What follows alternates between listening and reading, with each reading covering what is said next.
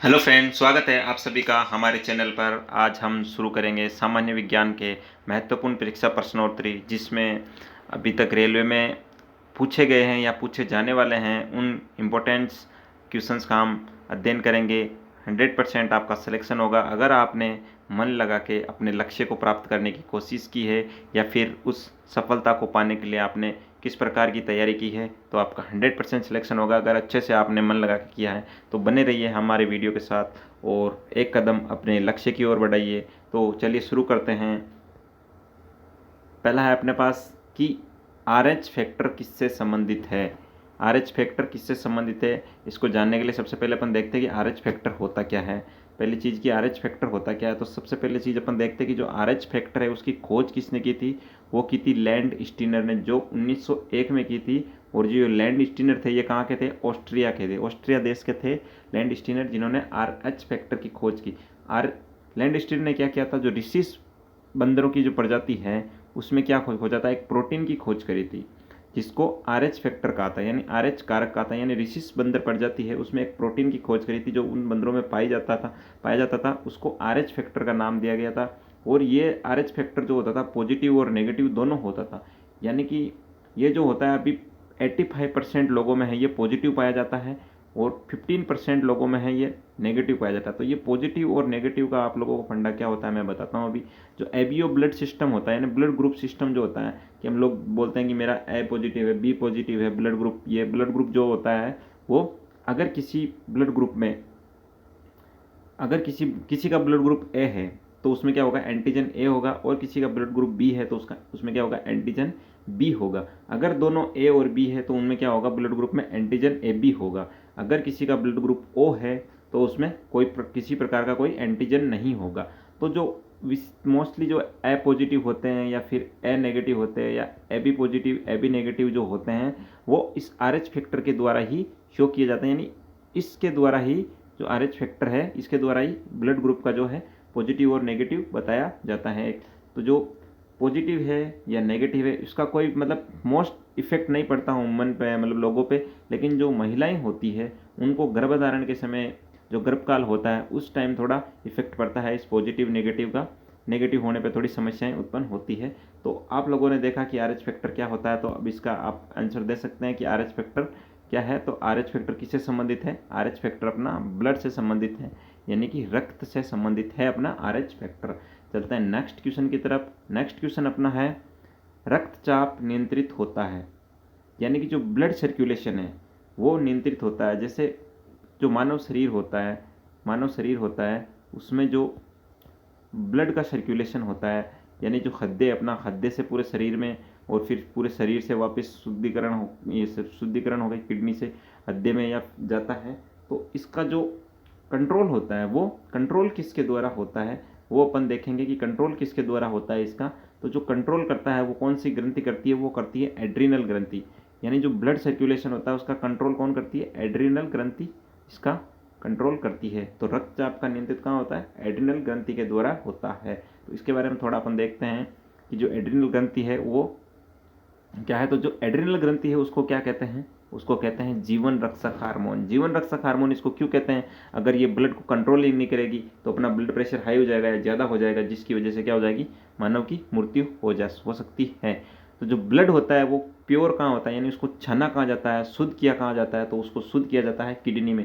जी हाँ, किडनी में इसको ब्लड को क्या करता है, जो पूरे शरीर से जो गंदगी लेके आता है उसको क्या करते हैं, ये शुद्ध कर देता है किडनी।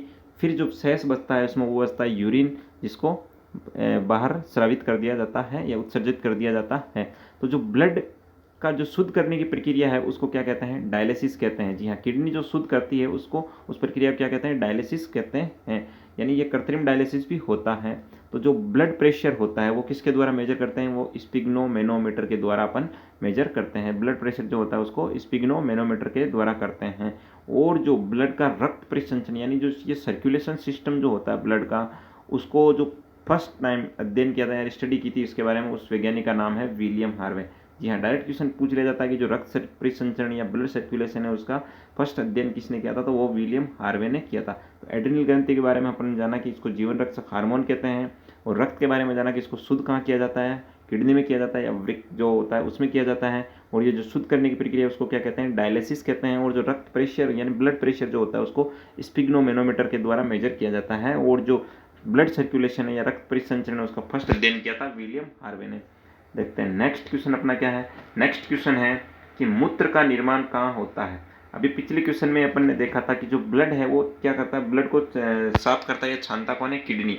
तो जो किडनी है उसी में क्या होता है, जो शेष जो बचता है वो यूरिन बचता है, यानी कि जो रक्त को ब्लड को एकदम छान लिया जाता है उसमें से जो अशुद्धियाँ बचती है उसको वो किस में बचती है, यानी किडनी। किडनी ही में ही मूत्र का क्या होता है, निर्माण होता है। जी हाँ दोस्तों, किडनी में उसका मूत्र का निर्माण होता है। जो ब्लड छनने के बाद जो बाकी मटेरियल बचता है वो मूत्र के रूप में उत्सर्जित कर दिया जाता है बाहर। तो इसका ऑप्शन कौन सा हो जाएगा, ऑप्शन इसका सी हो जाएगा। तो किडनी के बारे में थोड़ा अपन जानते हैं।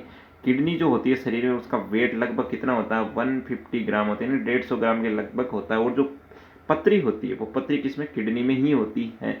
यानी जो ब्लड को साफ करते हैं उसके बाद एक एक धातु जो एक एक्स्ट्रा मटेरियल जो बचता है वो क्या बचता है, कैल्शियम ऑक्सलेट बचता है, जो पतरी का रूप धारण कर लेता है। इसका आकार कम होता है लेकिन ये बहुत डेंजर होती है किडनी के लिए। तो किडनी के बारे में अपन लोगों ने देखा कि इसका वजन कितना होता है, 150 ग्राम होता है। और इसमें जो पतरी जमती है वो क्या होती है, कैल्शियम ऑक्सलेट होती है। देखते हैं नेक्स्ट क्वेश्चन अपन। नेक्स्ट क्वेश्चन अपना क्या है, नेक्स्ट क्वेश्चन अपना है कि जो पित्त है यानी बाइल जो होता है वो स्रावित होता है। पित्त स्रावित कहाँ होता है और जमा कहाँ होता है, ये देखते हैं अपन। जो पित्त है वो स्रावित कहाँ से होता है, ठीक है, पित्त स्रावित कहाँ होता है ये देखेंगे। और जो जमा कहाँ होता है वो भी अपन देखेंगे। तो पहले देखते हैं अपन कि जमा कहाँ होता है और स्रावित कहाँ होता है। जो जमा होता है वो कहाँ होता है, ये पित्ताशय में होता है। पित्त जमा कहाँ होता है, पित्ताशय में होता है। और इसका जो पीएच मान होता है, पित्त का पीएच मान है वो कितना होता है, वो होता है 7.7। यानी पीएच मान, पीएच स्केल के बारे में मैं आप लोगों को बताऊंगा बाद में, पीएच स्केल क्या होती है, उसका मान पीएच मान क्या होता है, वो होता है 7.7। तो ये जमा कहाँ होता है, वो होता है पित्ताशय में। और जो ये स्रावित होता है वो कहाँ से होता है, वो होता है यकृत से। तो इसका जो ऑप्शन क्या हो जाएगा, ऑप्शन इसका सी राइट हो जाएगा। ऑप्शन कौन सा राइट हो जाएगा, सी हो जाएगा राइट। स्रावित मतलब यहाँ से ये छूटता है, यहाँ से ये निकलता है और जाके जमा कहाँ हो जाता है, ये जमा हो जाता है फिर अपने पित्ताशय में। पित्त का जो कलर है वो क्या होता है, पीला होता है। पित्त का कलर कैसा होता है, पीला होता है। तो समझ में आया, पित्त स्रावित कहाँ से होता है, यकृत से होता है। और जमा कहाँ होता है, पित्ताशय में जमा हो जाता है। यानी ये पित्ताशय जो है इसमें जाके जमा हो जाता है। इसका भी कुछ काम होता है शरीर में, वो काम करके ये पित्ताशय में जमा हो जाता है। देखते हैं नेक्स्ट क्वेश्चन। नेक्स्ट क्वेश्चन अपना है जराविक सेवन क्या है। यानी एक नाम है जराविक 7 या 7, ये क्या है, किस एक शरीर के अंग का नाम है या एक शरीर का कोई कृत्रिम अंग है जो जराविक 7 के नाम से जाना जाता है। तो जो जराविक 7 है वो क्या है, जराविक 7 है एक कृत्रिम हृदय। जी हाँ, एक कृत्रिम हृदय, अपना जो दिल है वो एक कृत्रिम हृदय है जिसका नाम दिया गया है जराविक 7, जिसको मानव में ट्रांसलेट किया जाता है। इसके बारे में अपन जानते हैं थोड़ा बहुत कि जो हृदय है वो क्या करता है। तो हृदय के अंदर जो ब्लड होता है वो हृदय से शरीर की ओर कौन पहुंचाती है, वो पहुंचाती है धमनियाँ। जी हाँ, इनमें बड़ा कन्फ्यूजन रहता है कि धमनी के कहाँ से कहाँ पहुंचाती है और शिरा है वो कहाँ से कहाँ पहुंचाती है। तो जो ब्लड होता है उसको हृदय से शरीर, याद रखना, हृदय से शरीर कौन पहुंचाती है, धमनी। और शरीर से हृदय, यानी जो शरीर से ब्लड, जो गंदा ब्लड इकट्ठा करके किडनी में जो साफ छन के फिर वापस जो हृदय में जाता है वो कौन पहुंचाती है, शिरा। यानी शिराएं हैं वो क्या करती है, हृदय से सीधा शरीर को ब्लड देती है। और हृदय से जो साफ ब्लड होता है वो कौन ले जाती है, धमनियाँ ले जाती हैं। तो दोस्तों मैं उम्मीद करता हूँ आप लोगों को ये क्वेश्चन बिल्कुल समझ में आएंगे। बिल्कुल शॉर्ट क्वेश्चन है लेकिन एकदम महत्वपूर्ण क्वेश्चन है। आगे के जो एग्जाम होंगे रेलवे ग्रुप डी, उनके लिए, सबके लिए फ़ायदेमंद होने वाले हैं। तो आज के लिए इतना ही। Thank you so much.